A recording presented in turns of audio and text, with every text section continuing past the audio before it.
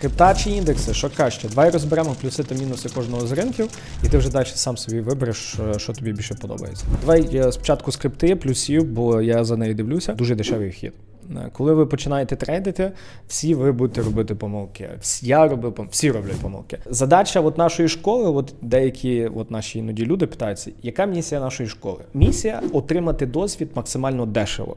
Я не кажу, що ти там не заплатиш за досвід, все рівно ти за нього заплатиш, але максимально дешево. І перевага крипти в тому, що перше, якщо торгувати на топових біржах, наприклад, на Bybit, є класний демо-рахунок, де можна повністю навчитися відкривати позиції, рахувати об'єми, і це все безкоштовно. Далі, коли ви починаєте трейдити, ви можете торгувати з мінімальними об'ємами.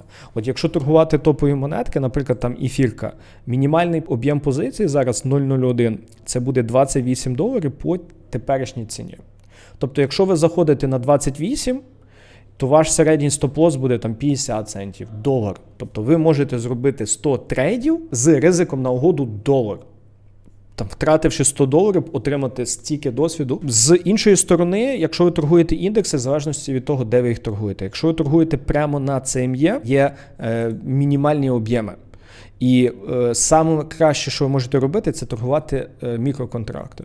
На мікроконтрактах в чому особливість, що мінімальний стоп, зараз в мене реально мінімальний стоп в середньому $20. Ціна помилки, зробити 100 трейдів на крипті, можна з ризиком $100. А зробити тут 100 трейдів може коштувати $2000.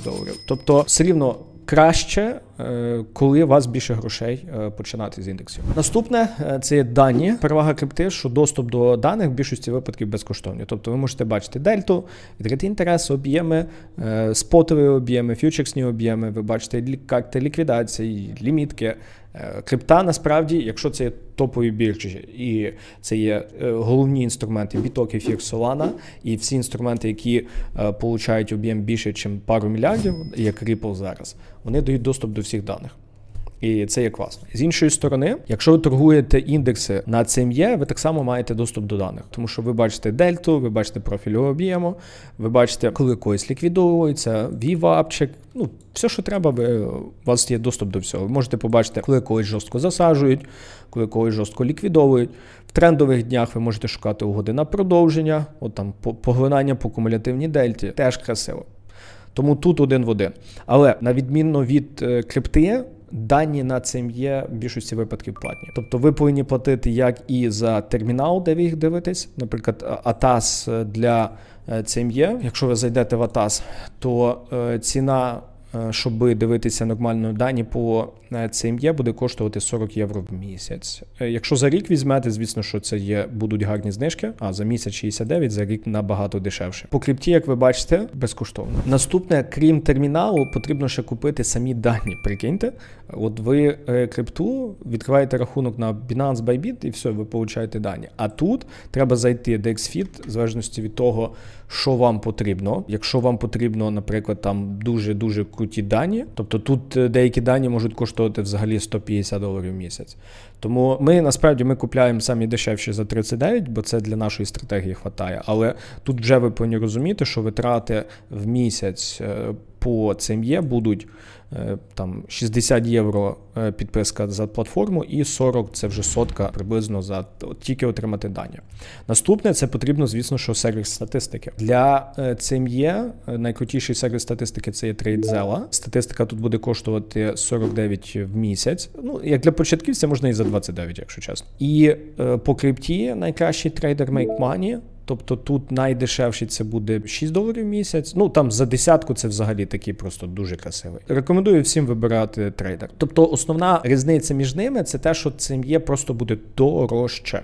Я не кажу, що це погано, бо насправді все має свої плюси, і зате ринок регульованіший, і менше в ньому, якщо казати чесно, людей, які дуже несерйозно до нього ставляться. Наступне, що дуже важливо, це ще різниця по тому, які підходи використовувати. По крипті, з того, що ми з командою реально заробляємо, це тільки угоди від сильних часових періодів. Тобто це угоди від сильних зон. Це реально те, що єдине, що нам допомагає працювати. Це є великий профіль об'єму. Це, скальпити нам майже не виходить в крипті, це тільки свінгові трейди. Тобто трейд зайшов, і там може бути 7 днів, 8 днів. Я недавно записував відео, де ділився своїми трейдами, то там деякі трейди були, які я тримав по 5-6 днів. Але воно теж має свої плюси. Ти відкрив трейд, ти можеш собі жити життя, і ціна йде в твою сторону. А з іншої сторони, CME, індекси, вони мають чіткі сесії, і все рівно тут є прив'язка до чіткої сесії. І тут дуже важливо, особливо коли відкриття Америки, там з 16:30, можна навіть 16, щоб от годинки 4 треба бути в максимальному фокусі. Для CME набагато крутіше підходять стратегії скальпінгу. От всі стратегії, які ми використовуємо на CME, це є виключно скальпінг на, як ви бачите, в нас є декілька екранів, 30-хвилинка і хвилинка, і тут тільки скальпити. Деякі люди з вас могли би сказати, що крипта має декілька мінусів, які ми хочемо обговорити. Перший – це те, що більшість криптовалют – це є скам. Так і є, тому я торгую особисто тільки топові монетки, де найбільший об'єм. Там Bitok, Ефір, Solana, зараз, наприклад, Ripple 6 мільярдів. У нас є дуже легкий сервіс, який нам показує, де є об'єми. Sui, наприклад, 2 мільярди. Все. Ми дивимося тільки об'ємні монетки.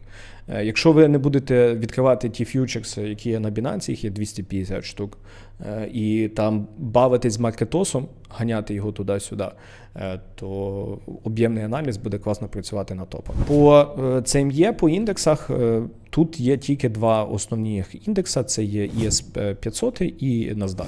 Тобто, насправді, менше – це є краще.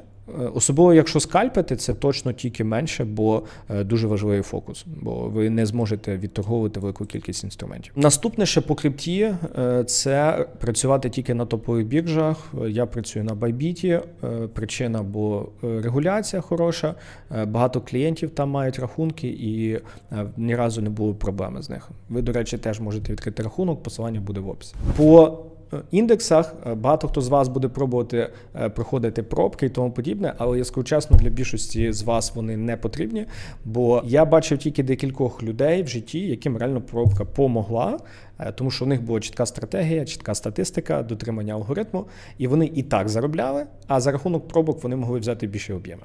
А якщо ви не знаєте, що робити, то ніяка пробка вам не поможе. Ми в команді зараз тестуємо різні пробки.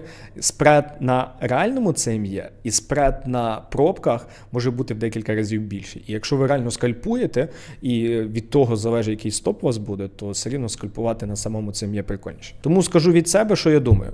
Якщо ви прям новачок, ви хочете навчитися відкривати позиції, побачити, як працює покупець-продавець, скажу чесно, чи ви це зробите на крипті чи на CME, взагалі пофіг. Але єдина різниця, що ви на крипті це зробите дуже дешево. Єдине, за що ви заплатите, це за сервіс статистики.